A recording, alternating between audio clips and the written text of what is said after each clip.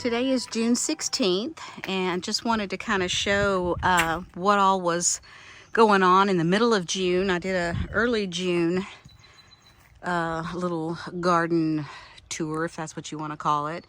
But you can see my blue chiffon rose of Sharon is going well. It's got a lot of spent blooms on it too, but then it's also got a bunch of new buds. So this will continue to bloom.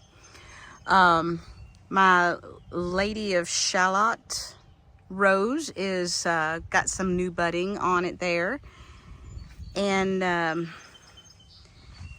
I know I show this lavender every single time. It's new to me, so I guess I'm just always in a state of awe over it. I can count 1, 2, 3, 4, 5, 6, 7, 8, 9, 10 bumblebees on this thing. They're everywhere, and I'm standing away from it and I can smell it. It is just literally phenomenal. I see why they named it that. But every single time I come out, I'm thinking, okay, it's at its peak. And then the next day I come out, I'm like, no, this must be its peak. And it just continues to amaze me. It's okay, I'm not going to bother you, Bumble.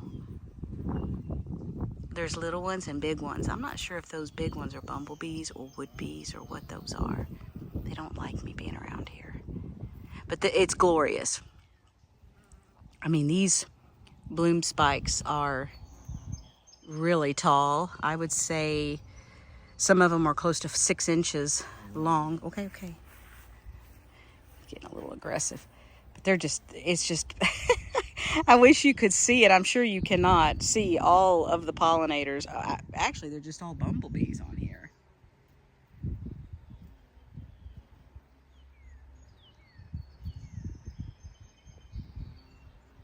But if you don't have this lavender, you just really need this lavender. I've mentioned it before. I'll mention it again. It is an evergreen for us here in zone 6B/7A. We just got changed over to 7A just recently. And I had pruned it back all the way. Well, I won't say all the way to the ground.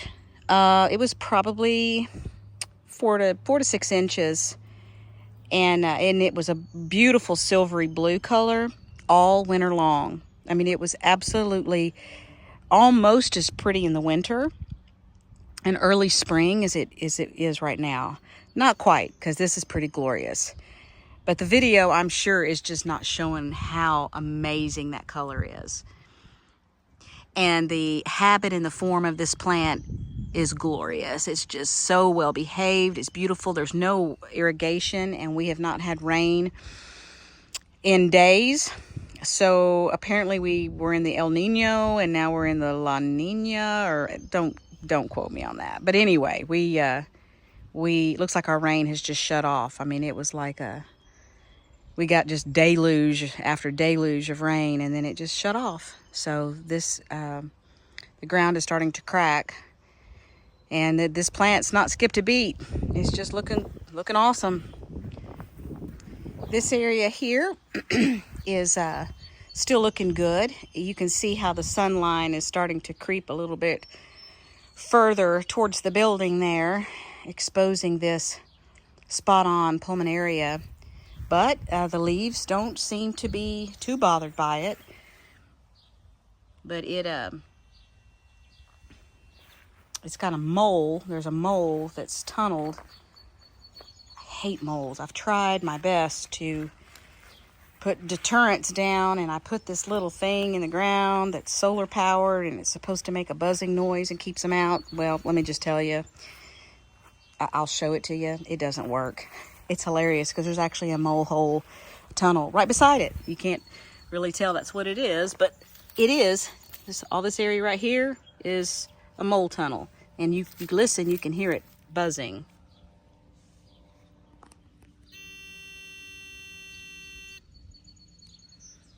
I'm not sure how well you could hear that, but it does not deter moles at all. I put down it's some type of a bacteria based granular. I sprinkled all in this bed to try to keep the grubs levels down, because the moles come into the bed because they're after the grubs.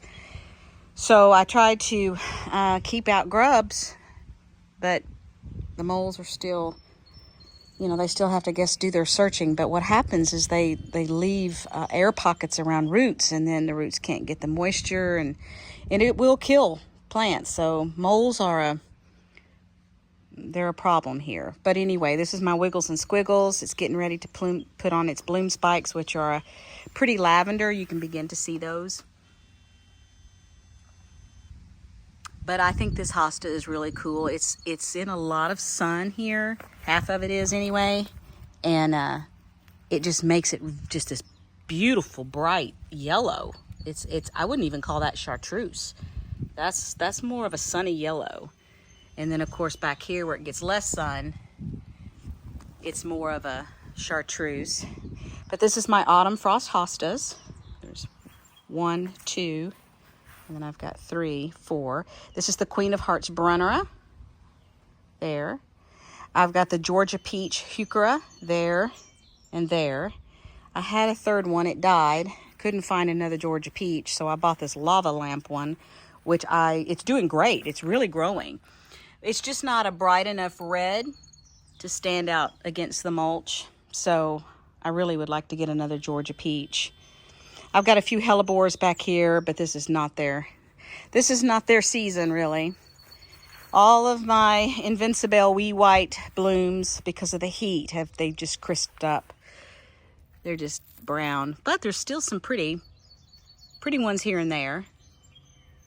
So it probably, if it had been on irrigation and it hadn't gotten so hot so quick, it probably would still look pretty. These are a few more of the, they're just baby plantings of some more hostas. This one is the Island Breeze. This one is an Island Breeze. And this one is Hope Springs Eternal. And we got another little baby hellebore. A couple weeks ago, I had trimmed back my pink profusion salvia, and it was glorious on its first flush. But as you can see, it's already sent out new growth and new blooms. Not as floriferous as the original first flush, but it's still putting on nice color there. As you can see, my hibiscus, hardy hibiscus, the Holy Grail, it's starting to set its buds. I don't know if you can see those there. Those will be the flowers. So it will be beautiful. It's too big for this area, but it will be pretty.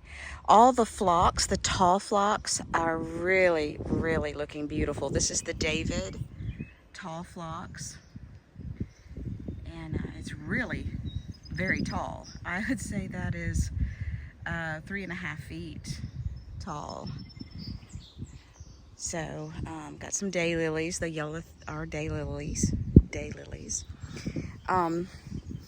Some of my panicle hydrangeas are getting ready to bloom. This one is the Firelight Tidbit, and you can see it's getting its bloom heads starting to form. My May Night Salvia that I cut it back really pretty hard. It is sending out more blooms, and the bumblebees are loving it. So it's looking pretty again. So see, you can cut back your salvia as soon as you see that it is pretty much spent, or if it starts flopping. I cut this back to about 2.5 to 3 inches from the base, and it has sent forth all of this new growth, new blooms. Here's another pink profusion salvia that I also cut back, and it almost looks as good as the first flush. It literally went maybe a week and a half, at most 2 weeks, that it didn't have blooms, and that's because I cut it all the way back, and it didn't take it any time to send out this second flush. So the pink profusion salvia, if I had to probably mention a plant that was just I don't know, it should be plant of the year as far as just ability to produce blooms for an extended period of time. It's pretty amazing. The Sunjoy citrus barberries are looking really pretty. The more sun they get, the brighter they are. And that's another thing. I think the reason this pink profusion looks better than that pink profusion is because, as you can see, that one there is in the shade for a lot of the day, and this one gets full sun from morning until late evening. So I think the more sun they get, the better they perform. The coneflowers are definitely at their peak. They're beautiful. This one is the, I say it every time, but then I always question myself. This is the double scoop cranberry. And I love how it's getting this yellow in the center now. But it's just a beautiful, even as they get older, unlike other blooms, when they get spent, they get ugly. These blooms just get fluffier, and I don't know, I think they're still beautiful. There's some more tall phlox. This phlox here is by Proven Winners. I've got a few stalks in here that I'm not sure exactly what happened, but they're barely attached to the roots, so I'm not really sure. I won't blame the rabbits this time, although they probably are responsible. Let's see. See if I can get you down here.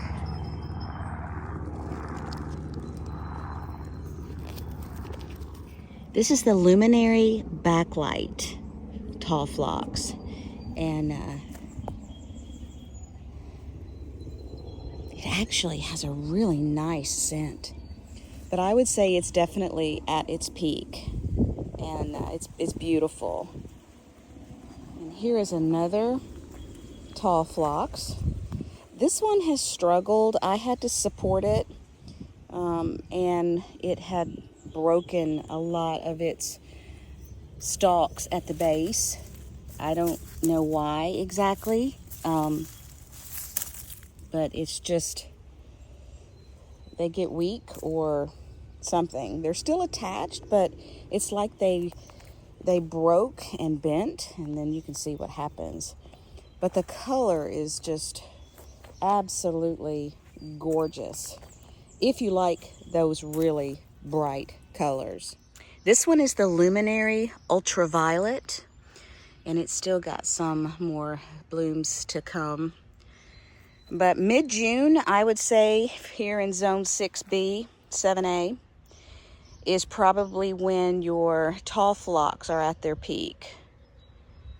More of the double scoop cranberry, coneflowers.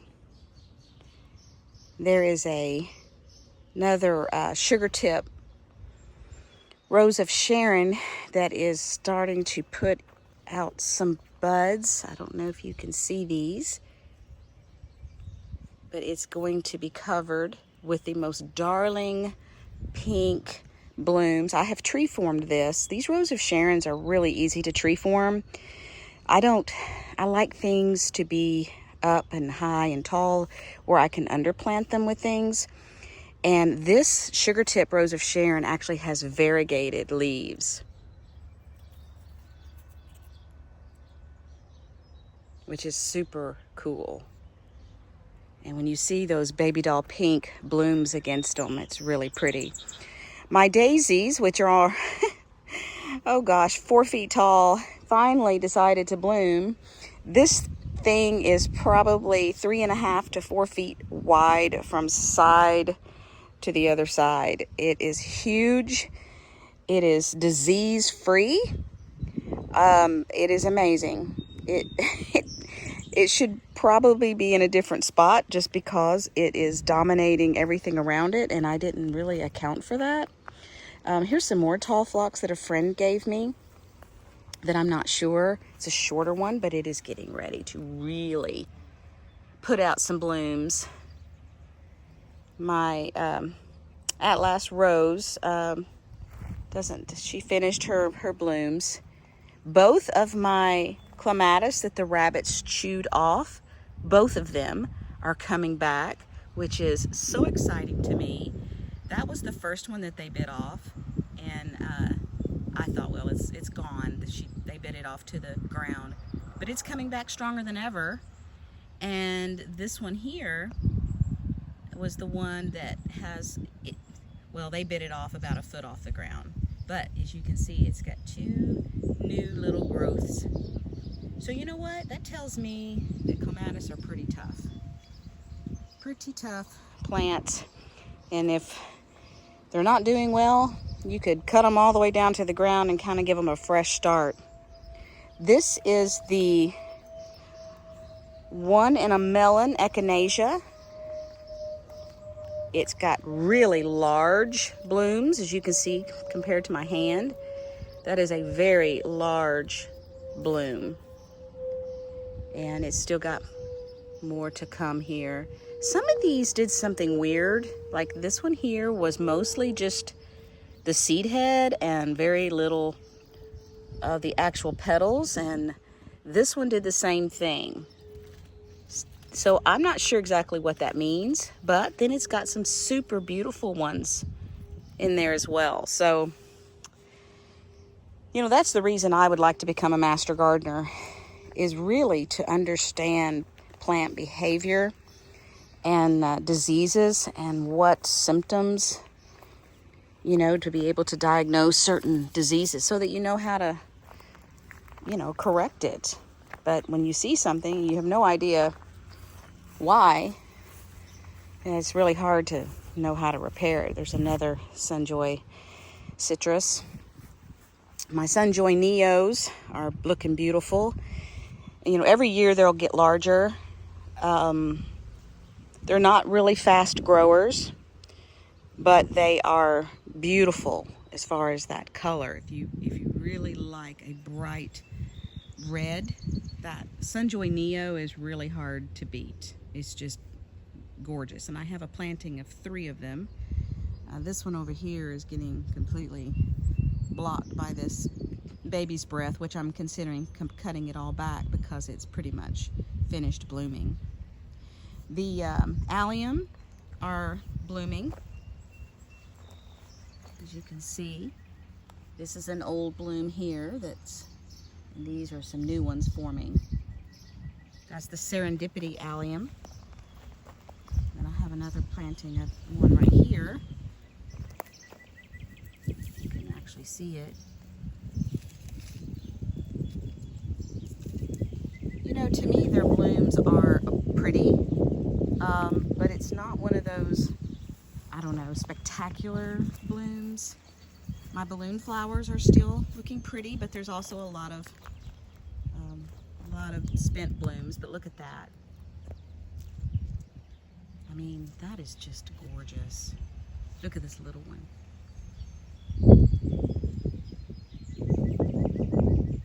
Here's one here.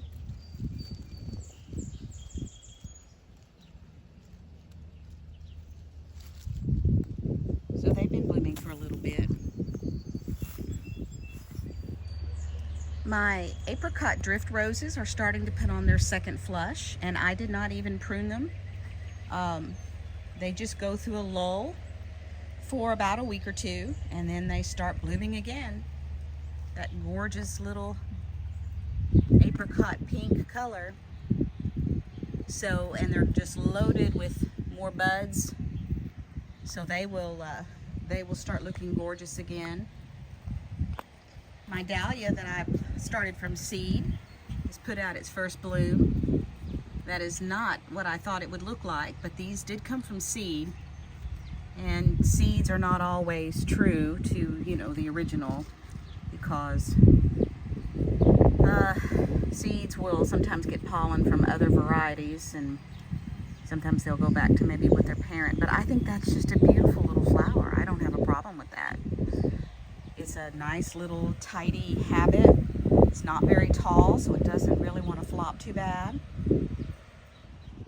The greenhouse bed here on the north side is still looking pretty good. We had 100-degree temperature yesterday. We've not had any rain in the last week. So everything is really starting to be tested. A lot of my new plantings, I'm having to be very diligent to water. Right now, this is early morning, so everything's getting full-on sun. The pulmonaria, which does not like full sun, it's holding its own. That's the spot on. Now soon it will be in shade. But my bubblegum petunia, the super petunia bubblegum by Proven Winners, and the snowdrift, they're starting to actually meet. As you can see, there's not much space between these, so they're doing exactly what I had hoped. But some things that are making me sad is that my beautiful heuchera, something is going on. I can only assume it's the heat. The leaves have just turned brown and just, I just don't know. I don't know what's going on because the heuchera right beside it here is not suffering at all. And it's the same variety. So something has happened to this one. And I just am not sure. I don't think it's sun because this one would be affected, and so would this one here. And it's doing fine. So I don't know. You know, those mysteries in the garden of, you know, why do things die and why are things looking the way they look? It's just going to take somebody smarter than me, I guess. But here's another one of my dahlias that I started from seed. Let me see if I can get my shadow out of the way. Isn't that sweet? And if you saw what the seed, where they came from, you would be like, no way, that's not the same thing. These were supposed to be the dinner plate pink labyrinth seed mix. Well, they don't look anything like the pink labyrinth, but they're still darling, so I'm fine with it. The one that the rabbit chewed off right here, I don't know that it'll ever produce, but it's actually sending out these side shoots because the rabbit chewed it down to less than an inch off the ground. So that's what rabbits are good for. Got a couple more of the panicle hydrangeas that are getting ready to bloom, so that'll be soon. This one is the quick fire fab. You can see it's starting to get some bloom heads on it. The heat has really hurt my lamium that I planted not only here, as you can see, and I've watered it every day, so that probably won't make it. And it was so pretty. And this one has also been affected. It was glorious. It was the one I showed that had all of the pretty purpley blooms on it. And it's just crispy. I just guess that this, even though this is morning sun and it will be shaded soon, right now the morning sun is still so intense that lamium apparently just cannot handle it. So that's a major bummer. But ajuga apparently can handle it. So that's another option for ground cover. I had planted this ajuga here. It's a new planting, and it has not seemed to mind at all the heat. It's this whole area, and it's not wilted or anything. So apparently ajuga can handle heat pretty well. My super petunia bubblegum in my containers here are still looking awesome, even with the heat. The main thing is you just have to keep these guys thoroughly watered. I've got one there, and then I've got one over there. There's some dichondra silver falls, but you can't really see it. Those super petunia bubblegums just sort of dominate, but if you can see it trailing down there. That's 3 small plants They were just those little quart-sized containers that you buy at the local, greenhouse. And I just stuck them in there, and I believe probably 2 plants would have even been sufficient. But you just don't think that when you first, plant them. So, but anyway, right now things are just super hot, and it's dry. And so I don't plan on doing any kind of planting of anything new because it's just extra watering that I will have to do, and the plants will be so stressed. So unless I see a 10-day forecast where the temperatures drop and we've got rain, I think I'm just going to do maintenance and water everything, because I just really feel like I'm just asking for trouble. The geraniums seem to love the heat. That's the one I wintered over, and it's just loving life, and it's in a hot clay pot sitting out in the sun all day. I do water it every day, but geraniums love heat, so do these. This is a one planting of the yarrow. This one is the Tutti Frutti Pink Grapefruit yarrow, and it seems to also love the heat. I just planted it not too long ago, so it's basically just trying to get acclimated. In a different location, here is another of the Tutti Frutti Pink Grapefruit yarrow. And I have been really amazed at this particular one because it just was a tiny little pot, heavily root bound, and I planted it, and the foliage has at least doubled for sure in size. It has never skipped a beat. It is just putting on new baby buds. These are the old, more aged blooms.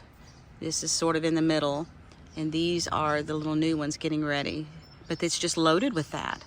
So this is the first year I've ever had yarrow, and I am really, really super impressed by it.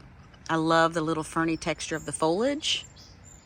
It's a very unique look, different than other plants, but it's also a workhorse in the bloom department. So very impressed with this yarrow.